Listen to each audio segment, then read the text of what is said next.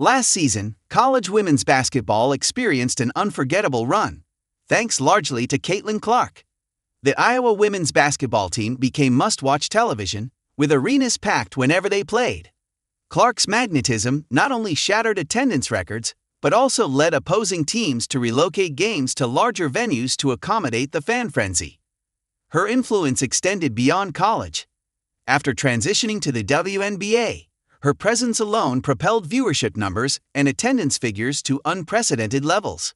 Meanwhile, UConn, a program synonymous with women's basketball excellence, was struggling. Head coach Geno Auriemma, who once dominated the sport, now faces dwindling attendance. Just last week, UConn played a game in the Bahamas before a crowd of only 567, and an unthinkable figure for such a storied program. In stark contrast, Iowa, even without Clark on the court, averages an impressive 15,000 fans per game. The decline in UConn's dominance raises a question that lingers over Geno Auriemma. Did make a monumental mistake in overlooking Caitlin Clark. Despite her undeniable talent in high school, Geno doubted her style of play would fit his system and passed on offering her a scholarship. Clark chose Iowa instead, where she transformed the program, shattered records, and turned women's basketball into a national sensation. Her dominance culminated in a historic 2024 NCAA Final Four performance, where she led Iowa past UConn in a symbolic passing of the torch. Clark's impact only grew as she entered WNBA. Her rookie season was nothing short of extraordinary, earning her Rookie of the Year honors while leading the league in assists and helping the Indiana Fever reach the playoffs. Her ability to attract fans and energize the sport silenced critics, including Geno, who had questioned her readiness for the professional stage. Social media buzzed with memes and posts mocking his earlier doubts.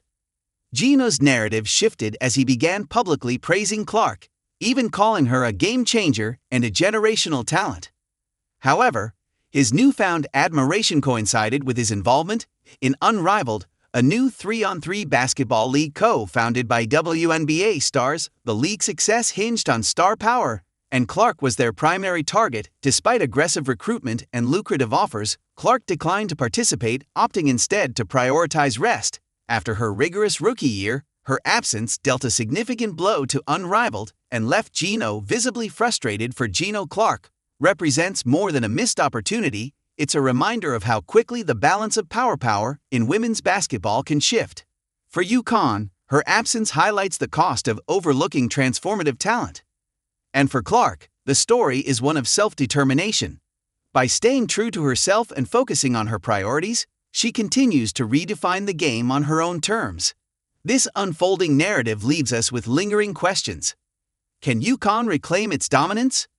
Will Unrivaled thrive without Clark? And how will her career continue to shape the future of women's basketball? One thing is certain, Caitlin Clark isn't changing the game. She's changing its legacy.